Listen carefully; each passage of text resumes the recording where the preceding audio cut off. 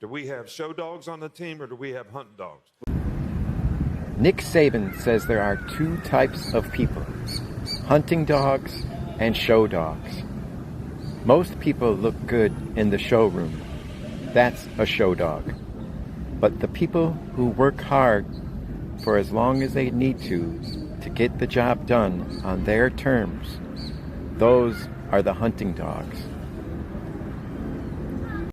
Well, first of all, at this point of the season, when I was coaching the team, I was concerned about, do we have show dogs on the team or do we have hunting dogs? Hunting dogs are focused on discipline, commitment, accountability, doing the right things, getting better. But when you got show dogs, they're worried about how many passes did I catch, what's my playing time. So what the psychological disposition is of your team at this point in the season, that they can stay focused and do the things they need to do to continue to improve and play at a high level and play to a standard together as a group, is the most important thing. Championships aren't won in perfect conditions.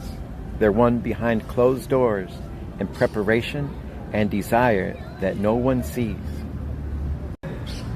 I literally love all dogs, and show dogs are very cute. But metaphorically speaking, I'm looking for hunting dogs.